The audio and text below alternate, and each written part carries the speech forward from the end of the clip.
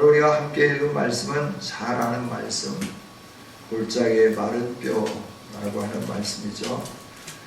2500년 전에 희망이 없는 백성들에게 희망을 주신 하나님의 말씀이 오늘 이 말씀입니다.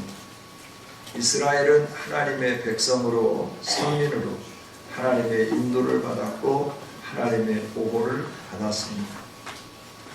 그러나 그들이 하나님의 따스한 사랑 안에 머물지 아니하고 소망이 없는 세상을 좋아하고 소망 없는 세상이 더 좋은 것으로 여기면서 하나님의 품을 떠나게 되었죠. 그들을 향하여 돌아오라 외치고 가시 울타리로 울타리를 쳐보고 모든 일들을 행해보지만 이들은 가시에 찔리면서까지라도 울타리를 제거해내고 그 가시 울타리를 뛰어넘어서 하나님이 싫어하는 일들을 행하고 하나님이 원치 않는 일들을 행함으로 그들이 그렇게 사랑하고 좋아하던 그 모든 것들에 의하여서 인생이 핍절해지게 되고 망하게 되고 곤고함에 이르게 되었음을 오늘 말씀은 우리에게 보여주십니다. 이렇게 소망이 없고 절망 가운데 있는 그들, 절망의 눈물을 흘리면서 포로로 잡혀간 지 5년이 되던 어느 날 하나님은 한 사람에게 찾아오시고 그 사람을 통해서 미래에 하나님이 하실 소망의 메시지를 선포해 주시면서 이스라엘 백성들을 위로하기를 원하셨고 이스라엘 백성들이 소망 가운데 일어서기를 원하셨습니다. 오늘 그 하나님이 이 말씀을 통하여 우리에게 찾아오시고 우리에게 소망을 주시는 줄 믿습니다. 하나님은 에스겔에게 찾아오셔서 여러 가지 환상들을 보여주셨습니다. 하나님이 하실 일들에 대해서 하실 일들에 대해서 많은 환상들을 보여주면서 그러면 이런 환상을 보여주시는 하나님이 어떤 분인가? 그럴 때 하나님은 이 세상에 어떤 임금도 타보지 못한 수레를 타시는 분이시다 하는 것을 말씀을 해주죠. 그게 수레는 수레인데 바퀴가 사방에 달려있고 그 사방에 달려있는 수레가 천사들로 호위되어 있고 수레의 그 모양을 보면 사람 같기도 하고 사자 같기도 하고 여러 가지 형상 같기도 한데 그 보좌에 앉으신 여호와 하나님께서 이 땅을 다스리고 계심을 알게 해주시고 이 땅을 다스리는 그 하나님이 이스라엘의 하나님이심을 보게 해주시면서 그 하나님께서 이스라엘 향하여 가지고 계신 계획이 어떤 것인가 하는 부분을 오늘 말씀을 통해서 깨우쳐 주십니다. 여러분, 하나님만이 참 왕이요 하나님만이 모든 것에 근원 되시는 분이신 줄 믿습니다.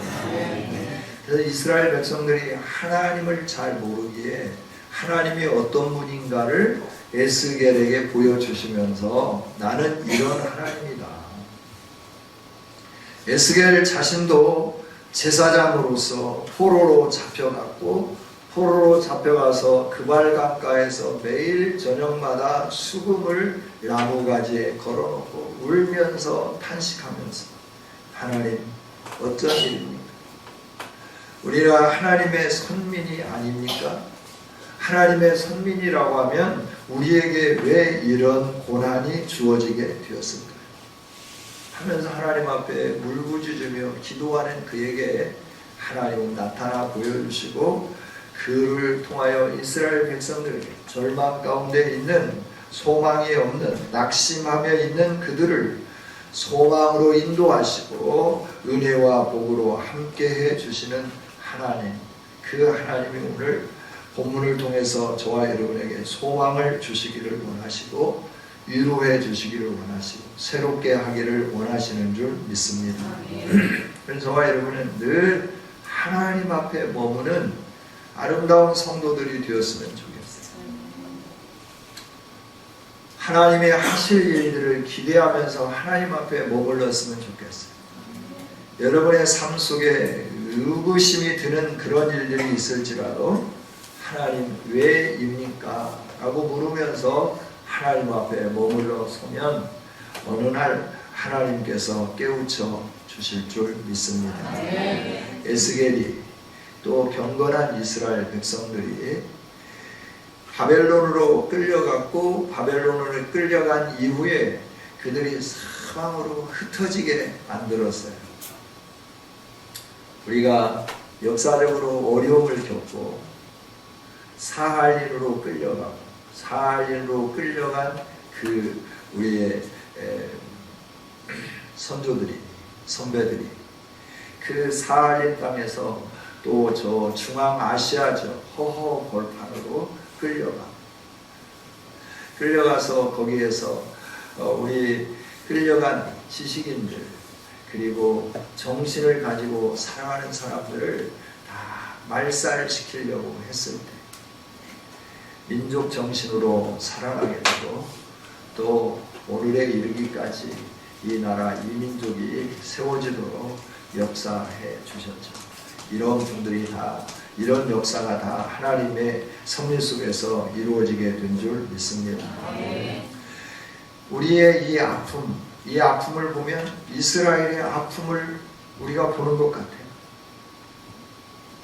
포로로 잡혀가고 끌려가고 노동하고 아무 죄 없이 전쟁터에 가서 총알바지가 되고 희생당하고 그럼에도 불구하고 그 누구 하나 그러지 말라고 말하는 사람 없는 말려주는 사람 없는 그래서 맞고 고통당하고 어려움을 겪는 우리의 민족 100여 년 전에 우리 이 땅에 있는 우리의 선진들 그 아픔이 이스라엘 백성들이 겪었던 아픔과 뭐가 다른 게 있는가?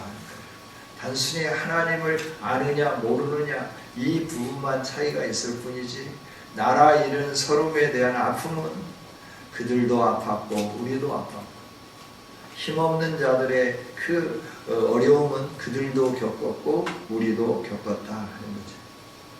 이처럼 어려운 역사를 통해서 하나님의 하신 일들을 보고 경험했으면 이제 우리들이 돌아서야 되고 새로워져야 되는데 사람은 참 우매한 것 같아요. 역사가 가르쳐주고 교훈해주고 우리로 하여금 방향을 제시해줌에도 불구하고 우리는 그런 길을 걸어가지 못하는 거예요. 그래서 계속해서 반복적으로 아픔의 역사를 되풀이하며 사는 연약한 존재가 바로 우리들이 아닌가 이렇게 생각을 해봅니다. 이렇게 힘들고 고통 속에 있는 그들을 가운데 에스겔을 선택하신 하나님은 에스겔을 이끌고 오늘 말씀을 보니까 영으로 그의 영으로 나를 데리고 골짜기 가운데 세웠다라고 말씀을 해요. 하나님의 권능으로 에스겔에게 임재하시고 하나님의 권능의 영으로 그를 끌어서 골짜기 가운데 두셨는데 그 골짜기는 뭐가 가득했느냐? 그러면 뼈가 가득했다라고 성경은 말씀을 해요. 뼈가 가득한 그 골짜기에 두시고 하나님은 에스겔로 하여금 그 뼈 사방으로 지나가게 하셨습니다. 사방으로 지나다니면서 그 뼈가 수북히 쌓여있는 것들을 보면서 그 뼈 하나하나를 보니까 뼈가 완전히 말라버렸고 그리고 그 뼈들이 전혀 소생의 기미가 보이지 않는 아주 절망과 낙심으로 가득 채워버린 이런 상황임을 에스겔에게 보여주게 되는 거죠. 그러면서 하나님이 묻습니다. 에스겔아, 너가 볼 때 이 뼈들이 능히 살 수 있겠느냐? 에스겔은 어안이 벙벙해서 하나님만이 아십니다. 그랬을 때 하나님은 에스겔에게 말씀을 하시죠. 이 모든 뼈에게 너는 대언해라. 너희 마른 뼈들아 여호와의 말씀을 들을지어다. 주 여호와께서 너희 뼈들에게 이같이 말씀하신다. 여호와 하나님께서 생기를 너희에게 들어가게 하리니 너희가 살아나리라.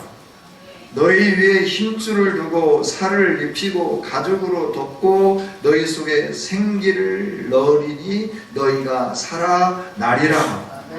그로 인하여 네가 내가 여호와인 줄을 알게 하겠다 하라 라고 이렇게 선언하라 라고 하나님 말씀하셨고, 말씀하신 대로 명령대로 순종했더니 그들이 여호와의 군대가 되었다. 지극히 큰 군대가 되었다. 10절에 이렇게 말씀을 해 주십니다. 절망이 소망으로 바뀌어진 이 아름다운 현실을 우리에게 보여주십니다. 우리의 인생에 아무리 절망이라 하더라도 하나님이 포기하지 않으면 그 인생에게는 소망이 있는 줄 믿습니다.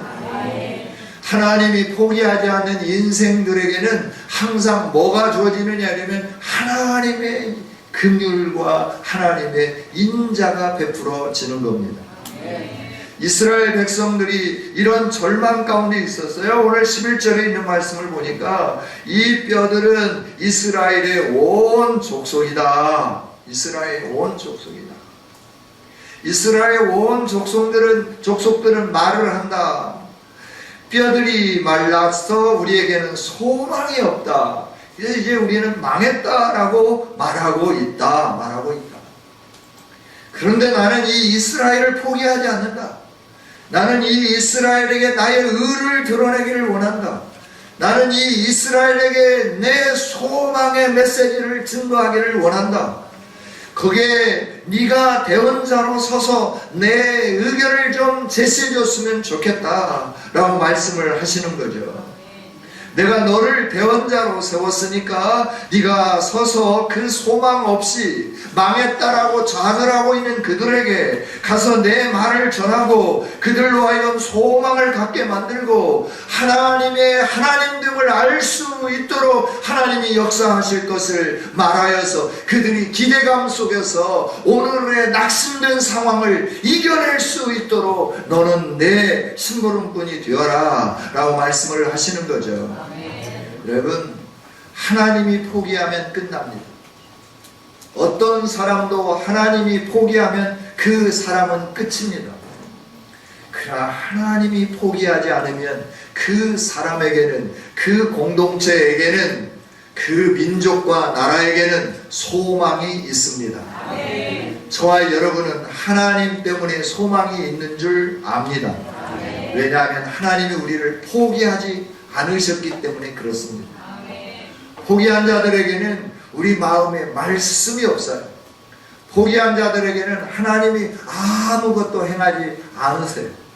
그러나 포기하지 않은 자들에게는 하나님의 말씀이 들려지기 시작하는 겁니다.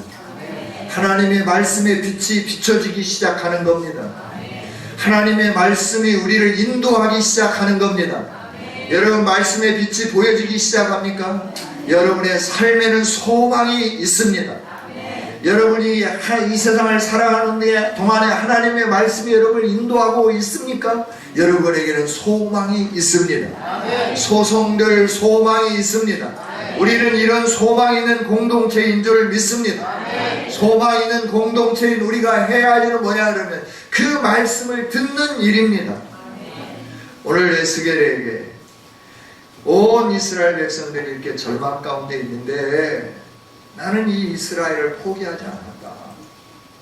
너희들이 생각할 때 나 여호와가 그 가나안 땅에서만 힘있는 신으로 생각하는지 모르겠는데 나는 그 가나안 땅에서만 힘있는 신이 아니라 나는 이 세상에 그 누구도 타지 않는 수레를 타고 있다.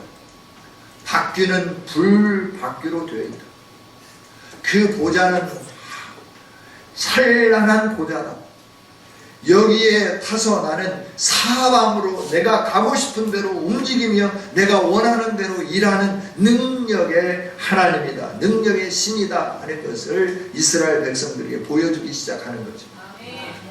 그러면서 너희들이 그 가나안 땅에서 포로로 잡혀온 거 원통한 줄 안다, 아픈 줄 안다. 그러나 내가 너희를 포기해서 너희가 그런 것이 아니다.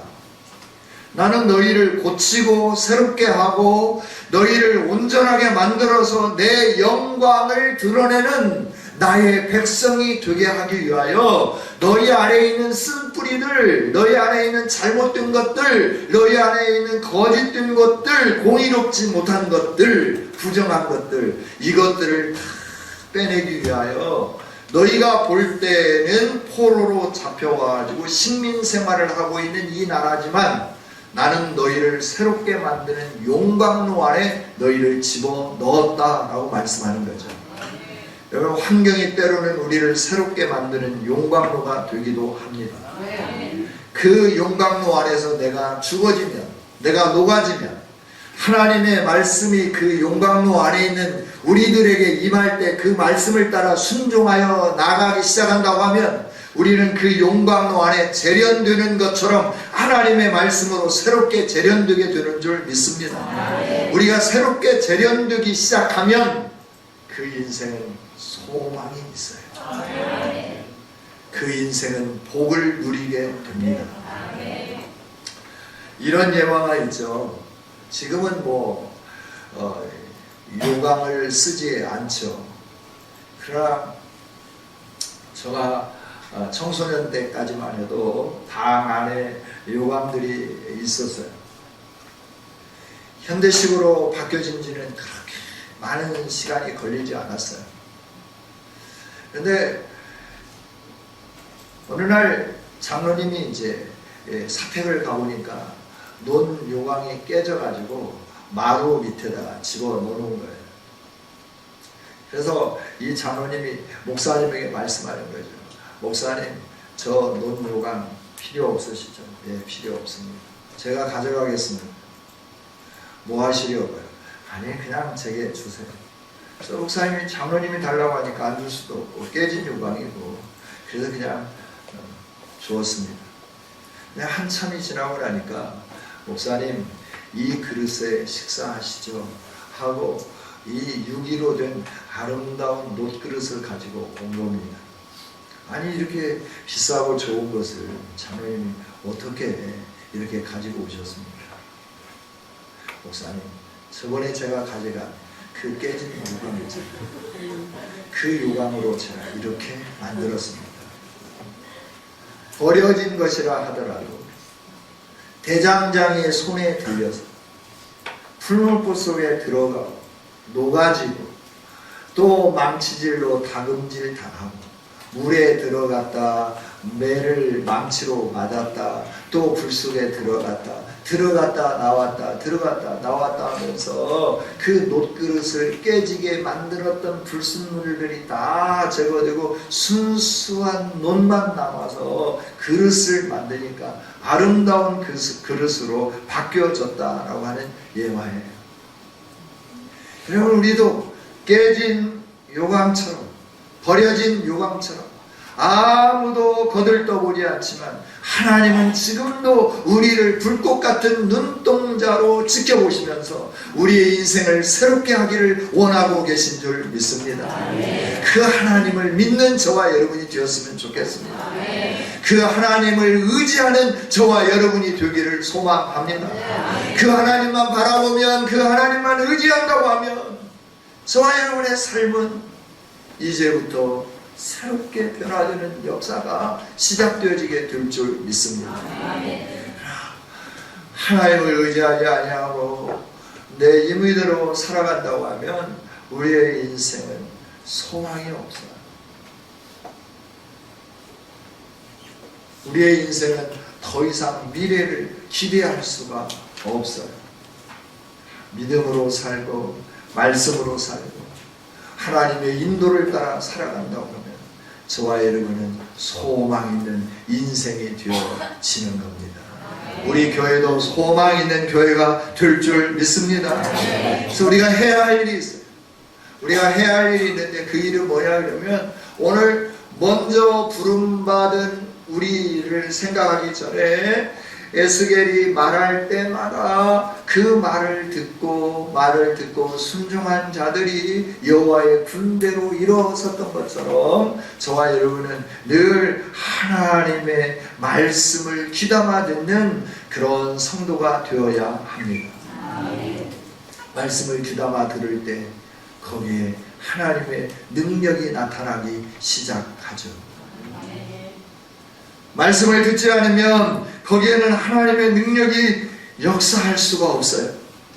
그러나 하나님의 말씀에 귀 기울이고 그 말씀을 따라 걸어가려고 몸부림치기 시작하면 거기에 성령이 역사하고 거기에 하나님의 은혜가 나타나기 시작하고 거기에 하나님의 일하심이 나타나게 되는 줄 믿습니다. 에스겔에게 말씀하신 하나님은 그 뼈들을 향하여 외치는 겁니다. 마른 뼈들입니다. 심히 마른 뼈들입니다. 너무나 많고 아주 말라버린 뼈에게 소망이 없는 것을 에스겔은 알고 있잖아요. 이 뼈들이 살아날 수 없다고 하는 것은 누구도 다 보면 알 수 있는 상황이잖아요. 그런데 하나님이 말씀하시는 거예요. 이 내 말을 대언해라. 대언해서 그들에게 말해라. 그럴 때 에스겔은 그대로 순종하게 되는 것을 보게 됩니다. 말씀이 임할 때 순종하기를 원합니다. 거기에 역사가 있습니다. 거기에 새로움이 있습니다. 거기에 능력이 있습니다. 말씀이 들려와도 못 들은 척하면 안 되는 겁니다. 말씀이 들려오면 그 말씀을 따라 살려고 정리를 해야 돼요. 보따리집을 싸라 그러면 보따리집을 싸는 겁니다.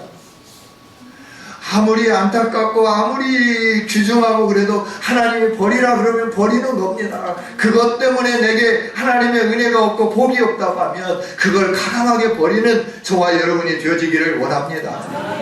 말씀을 따라 순종했더니 대언했더니 어떤 일들이 일어납니까? 오늘 7절 이하의 말씀 7절 한번 읽어보겠습니다. 시작. 이에 내가 명령을 따라 대언하니 대언할 때 소리가 나고 움직이며 이 뼈 저 뼈가 들어맞아 뼈들이 서로 연결되더라. 아멘. 8절입니다. 내가 또 보니 그 뼈에 힘줄이 생기고 살이 오르며 그 위에 가죽이 덮이나 그 속에 생기는 없더라.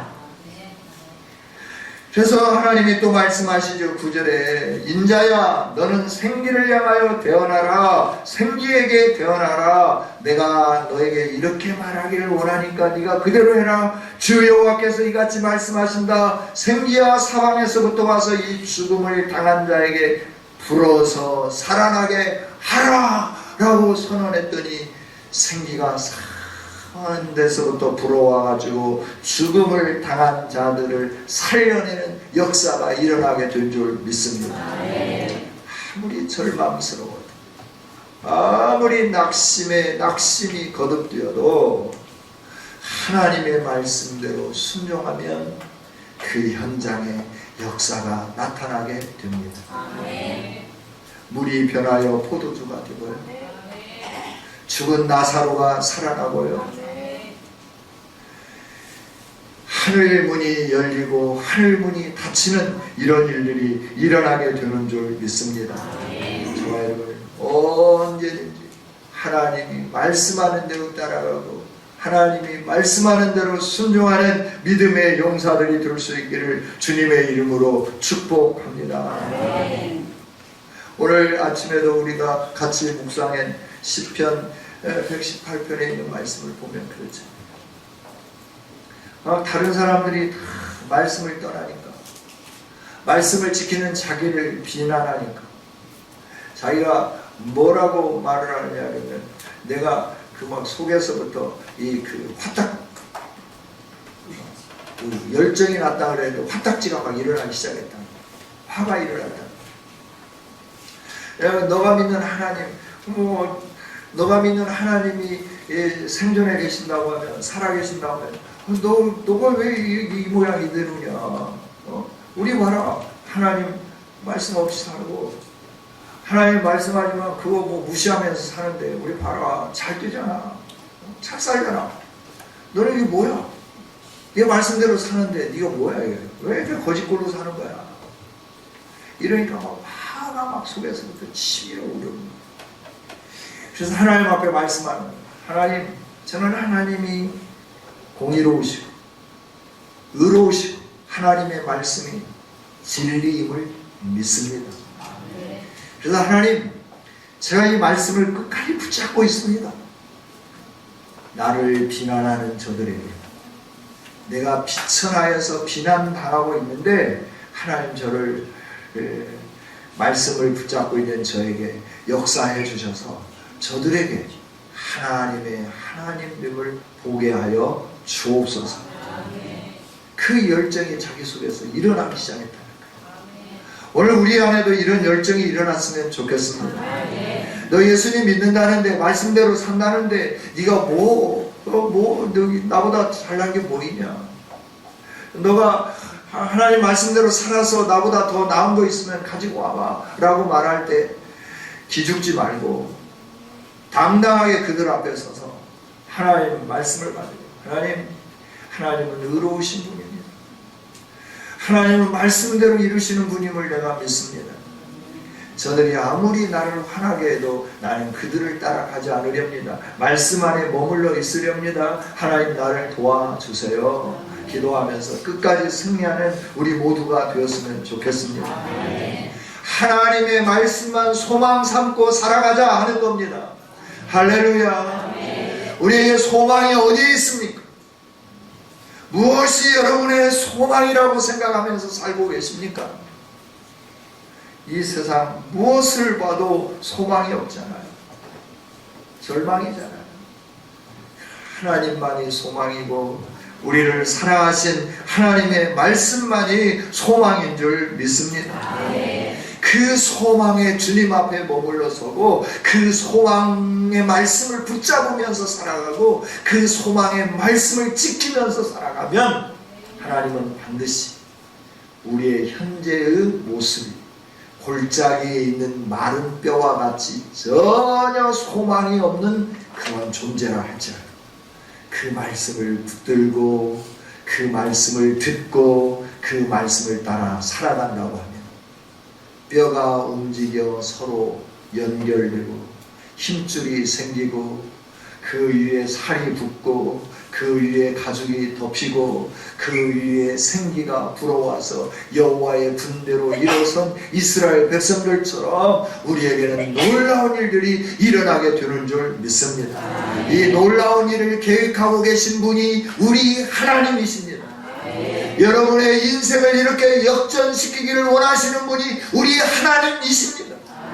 이 하나님이 우리에게 말씀을 주셨습니다. 말씀을 붙잡고 살라고, 말씀을 따라 살라고, 소망이 없는 것들을 따라가지 말고 소망의 하나님을 의지하며 소망의 하나님의 말씀을 의지하며 살라고 오늘도 말씀을 하고 계시는 줄 믿습니다.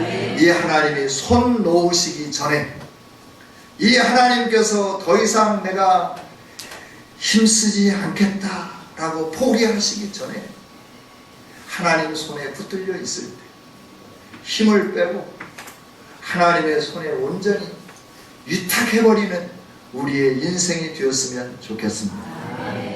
때로는 빚으시기도 하고 때로는 깎아내기도 하시고 때로는 물속에 담그기도 하시고 때로는 불 속에 굽기도 하실지라 주님이 나를 아름답게 만들기 위한 과정이구나 생각하면서 모든 일이 합력하여 선을 이루어가시는 하나님을 바라다 보면서 어떠한 난관에도 굴복하지 말고 무릎 꿇지 말고 오직 하나님의 백성으로 선택된 이 아름다운 지위를 상실하지 않는 그 지위 안에서 하나님의 말씀만 가지고 살아가는 우리 모두가 되어서 하나님이 회복시키는 그 영광을 함께 누리는 기쁨의 그날을 누리는 우리 모두가 되어지기를 주님의 이름으로 축복합니다.